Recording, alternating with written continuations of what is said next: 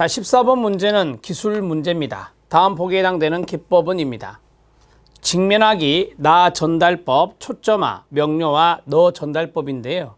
자, 해당하는 기법이라고 그랬으니까 부정적인 것은 나오진 않겠죠. 너 전달법이라고 하는 것은 바람직하지 않은 의사소통 방법이거든요. 그래서 1번, 2번, 3번, 4번 중에 아마 답이 될 것 같은 느낌입니다. 사회복지사, 당신이 우리와 약속한 시간에 나타나지 않았을 때 나는 놀라고 당황했습니다. 나는의 동그라미요. 왜냐하면 난 기다리는 것을 좋아하지도 않지만 내 일과 스케줄을 어렵게 만들어 버렸거든요. 라고 했습니다. 자, 이런 것들을 iMessage라고 하는 나 전달법이라고 합니다. 나 전달법에 3요소가 있는데 첫 번째, 상대방의 행동을 묘사합니다. 상대방의 행동을 묘사합니다. 가장 먼저 여기에서는 약속 시간에 나타나지 않았다는 것이 상대방의 행동 묘사입니다. 자, 두 번째는 이겁니다. 나는 놀라고 당황했다. 두 번째는 자신의 감정을 묘사하는 겁니다. 자신의 감정을 묘사하는 겁니다. 자신의 감정을 묘사한다.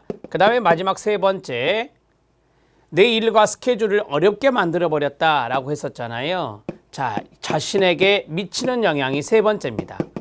자신에게 미친 영향. 자, 이것을 세 번째로 이야기를 하게 됩니다. 첫 번째는 상대방의 행동에 대해서 설명을 하고, 그 다음에 두 번째 자신의 감정, 세 번째는 자신에게 미친 영향에 대해서 이야기를 한다. 이게 바로 iMessage, 나 전달법이라고 이야기하는 것입니다. 14번의 답은 2번입니다. 자, 15번 문제에 들어갑니다. 다음 보기 사례에 적절한 개입 기술이 순서대로 잘 연결된 것은입니다. 자, 세 가지의 사례가 나왔고 세 가지가 연결되어 있습니다. 그 사건으로 인해 남편이 받은 충격이나 피해 같은 것은 어떤 것이 있나요? 라고 했습니다. 개방형 질문에 해당될 수 있습니다. 모든 것이 다 끝났다고 하셨는데 무슨 말인지 이해되지 않습니다. 구체적으로 설명해 주시겠습니까? 명료화라고 말씀드렸었죠. 우리 수험서에 나와 있는 예시입니다. 이제까지 많은 장황한 이야기를 하셨는데 가장 중요한 부분이 어떤 것이라고 생각하시는지요? 초점화입니다. 자, 이렇게 해서 세 가지의 사례를 잡아드렸습니다. 기억은 개방형 질문, 니은은 명료화 또는 명확화, 세 번째는 초점화입니다. 답은 2번에 있네요. 개방형 질문, 명료화, 초점화였습니다. 15번 문제 해결했고 16번 문제 들어갑니다. 자, 16번 문제는 사후관리 과정입니다. 실천론에서도 나올 수 있는, 다룰 수 있는 내용으로 옳지 않은 것은 입니다. 자, 1번 개입의 전 과정을 통해서 학습한 것을 클라이언트 자신의 생활 속에서 적용한 경험을 다루기라고 했습니다. 맞습니다. 사후관리에서 우리가 이제 실천을 했을 때 그때 이제 학습한 모든 내용들이 있잖아요. 그 내용들을 클라이언트가 자신의 생활 속에서 어떻게 적용하고 있는가, 그 경험을 사후관리, 팔로업 때에 들어볼 수 있습니다. 성과를 확인하고 성과를 집대성한다. 임파워먼트 모델에 나오는 종결 단계의 내용이죠. 종결 단계의 내용입니다. 사후관리 내용이 아니에요. 자, 클라이언트가 직면한 문제가 무엇이며 긍정적인 경험은 어떤 것이 있었는지를 탐색해 보는 것, 사후관리 때 할 수 있습니다. 개입 효과의 지속성에 대해서 평가해 보는 것, 사후관리 때 하는 것입니다. 개입할 당시에 대한 기억을 되살리는 것도 사후관리 과정에서 다룰 수 있는 내용입니다. 대개 종결하고 나서 6개월 정도까지 사후관리 기간인데요.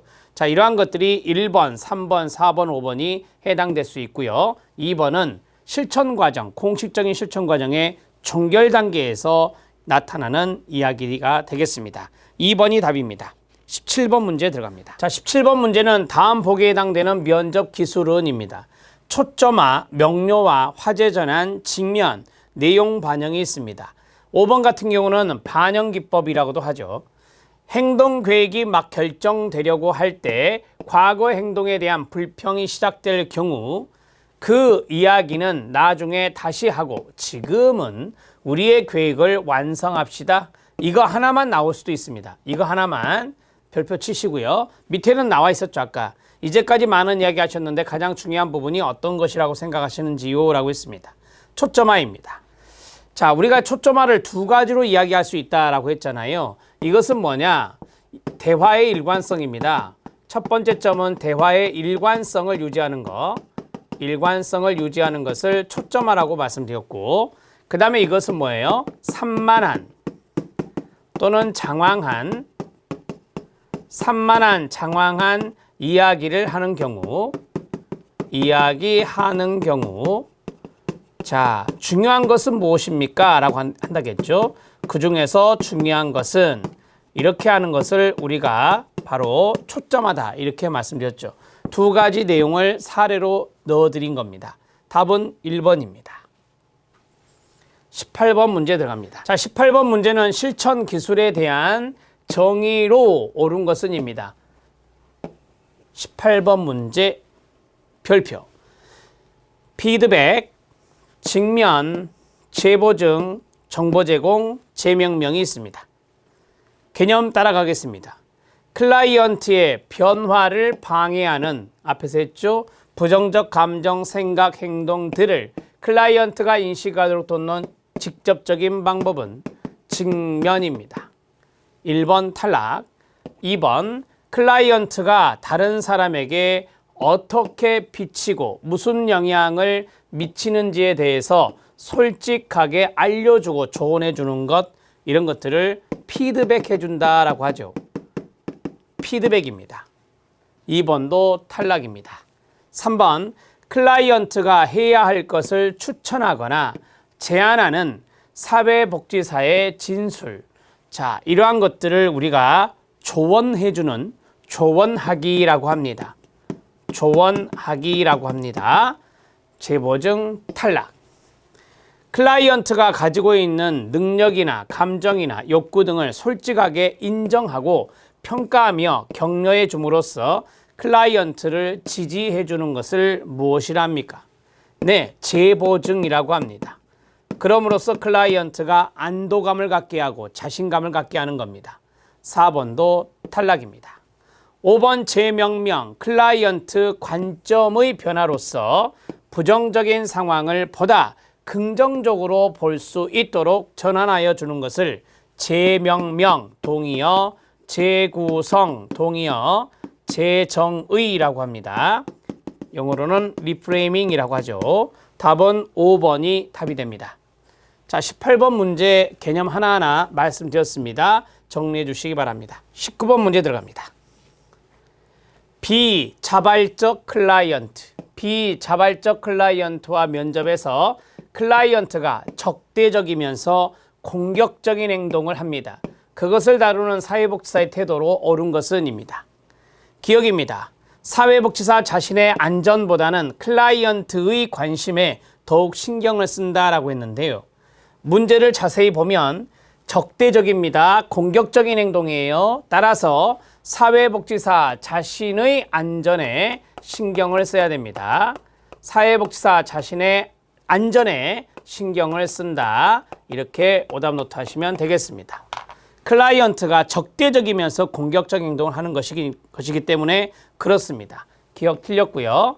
클라이언트 행동에 대화로 해결할 수 있도록 유도하는 것이 좋습니다. 맞습니다. 클라이언트가 적대적이고 공격적 행동을 하려고 할 때 대화로 해결하는 노력을 해야 됩니다.